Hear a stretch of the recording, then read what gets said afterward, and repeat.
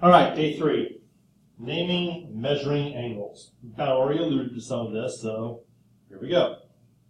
So an angle is formed by two rays with the same endpoint. The rays are the sides of the angle, and the endpoint is the vertex of the angle. Okay? So the sides of this angle right here are AB. And this is very important. This is how we mark rays. Because remember, rays only go in one direction. So it's starting at A and going towards B. Now this is different from lines. Lines we can do AB or BA because they're going both directions. But you have to be very careful with naming rays. So it's AB and AC. The vertex is point A. Okay? Now, there are many ways to name this angle, and you just have to go in order. So you can go BAC, you can go CAB, angle A, because there's only one there, or angle 1. All 4 of those are appropriate. What you cannot call it is angle CBA, for example, because it does not go from C to B to A, does it? Okay? You have to be able to follow the path. So CAB and BAC work, CBA does not. Okay, so example 1. Name the angle in 4 different ways. So we can say angle C, nope. I said C, but wrote G. C, then G, then A. I can start at A and go A, G, C.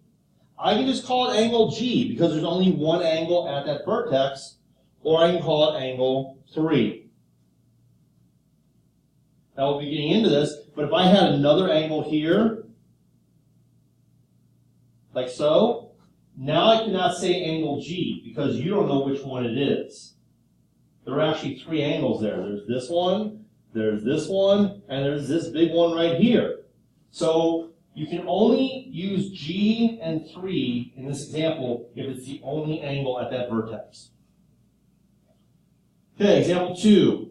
Name the vertex of angle 2. So this is where it's good to use colored pencil or something and think about what we're looking at. So angle 2 is right here. It's on the inside of that. Okay? So the vertex of angle 2 is the point V. That is the vertex. Name the vertex of angle 5. Okay? Angle 5 is right here. That vertex is T. Sides of 3. Angle 3. We'll do that in green. That one's right here. So that's TV. Remember, it has to start at the vertex, going towards V, and starting at T, going towards W. And notice, we cannot have the arrow going towards the T. It has to be starting at T and going towards V and W. Name the sides of angle 4. Angle 4 is right here. So that would be TS, starting at T, going towards S, and starting at T, going towards U. Right, another name for angle 1. Angle 1 is right here. Okay? So the vertex is W.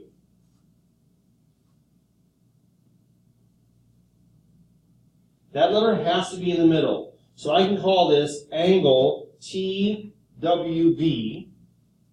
or I could call it angle VWT.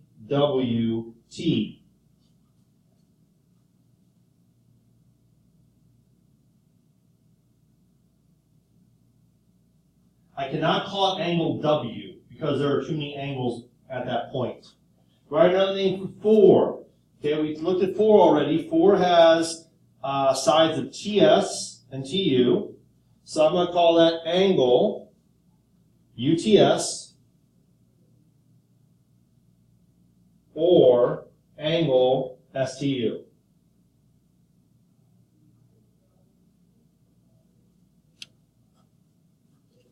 Okay, angle types. So our reference is going to be 90, a 90-degree angle. Okay, a 90-degree angle forms a perfect L shape. All right. You might see carpenters using what's called, right angle. Okay. You might also see them using one that looks like a T. All right. These are both used to measure right angles. All right. But in geometry, when we draw a right angle, it looks like an L. That's exactly 90 degrees. Now, if an angle is smaller than 90 degrees, like this first one, we call it acute. It's between 0 and 90. And so we call it a cute little angle. You cannot assume right angles. It must state that it's a right angle or have the box in the corner. Okay? This is messed up. So let's say I just drew an angle right here. Okay? That looks like it could be 90 if it was straight. But it might not be. It might be 89 or 88 or 91 degrees. I cannot assume that that angle right there is 90. I must confirm if I'm measuring it or seeing that it has this here or tell me that it's actually 90. Now, if an angle goes beyond 90 but is less than 180, it's obtuse. It's bigger than 90. Obtuse.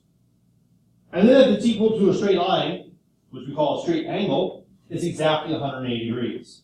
And getting what your protractor looks like, that was supposed to be much smaller, but the board moved on.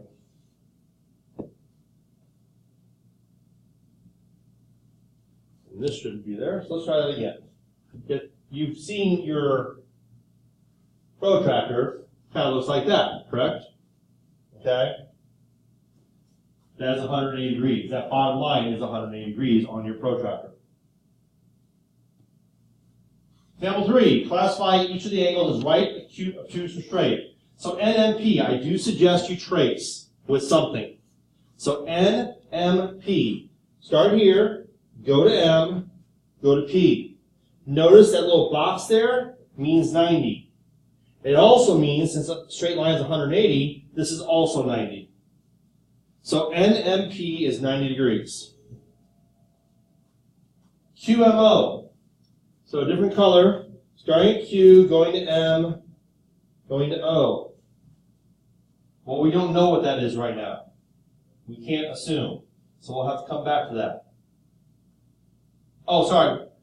We're not measuring. My bad. We're just giving them labels. So this is a right angle. Okay. QMO. That's when I would have to get out a device to measure it. It looks like it's slightly bigger than 90, but we can't be for sure. So I'm going to bring this over and try to measure this and see if it's 90 or bigger. And you can tell that it goes past 90. It looks like it's actually about 100 degrees. So this one is obtuse, bigger than 90, but not a straight line. Okay, OMN. Let's move this out of the way. OMN. Here's O, here's M, here's N. That was just to change colors. OMN. This really helps identify the angles if you draw it, even with just your finger. That is acute. That is clearly less than 90. And then QMN. Q, let's go with this. Purple this time. Q to M to N. Well, that is clearly greater than 90. So that's obtuse. And let's see what's hidden down here. Number 5, NML. That is right here. And that's a straight angle. It's a line. Angles with the same measure are congruent angles. Okay? So if A is equal to B, if the measure of A is equal to the measure of B, then angle A is congruent to angle B. All right? And then we mark congruent angles with arcs. So we say this angle is equal to this one. We can also mark it with 2 if we want to or need to, depending on how many we're marking.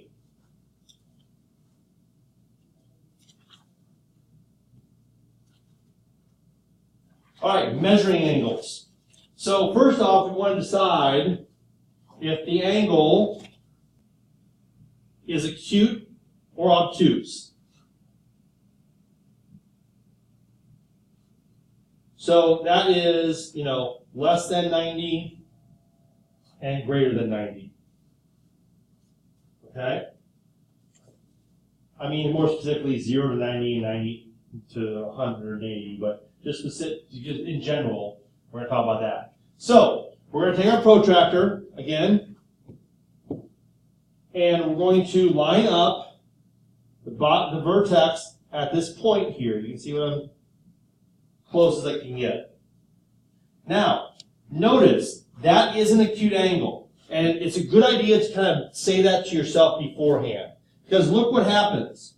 This angle, this line goes right there. Now that's either 112 or 68. Well, what makes sense? If we've already said it's acute, does 112 make sense? No, it does not. So we're going to go with 68 degrees. All right? That's how you know if you're using the right one or not. Okay, we line it up. Okay, we look and see where it goes. It looks like it's going right about there. And that one is either 62 or 118. Well, if we looked at it first and said, hey, that's an obtuse angle, which I forgot to do ahead of time, I'm sorry, then clearly it cannot be the 62, it's 118 degrees.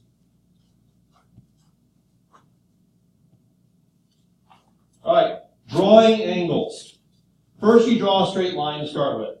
Put a dot where you want the vertex to be. Line up the protractor, be sure it's on the vertex and your starter line. Put a dot on your paper at the degree measure you want. Be sure you go past 90 degrees for obtuse angle. Draw a ray from your vertex to the point and double check. That's acute or obtuse. So first off, before we do anything, I'm going to say that 138 is obtuse and 41 is acute. I want to keep that in my head. Okay? So obtuse should look something like this, and acute should look something like that, just generally. Now, we always start off with a straight line. So I'm going to use my straight line tool here, but for you, you would want to make sure you use a straight edge, a ruler, a book, an ID card. Now, you put your point where you want your vertex to be. It can be on, the end. It doesn't have to be. All right? Now, we take our protractor and we line it up with the line and the dot. Okay? A little bit easier on your desk. 138 degrees. Well, I'm going to go past 90 degrees. 138 is going to be out here.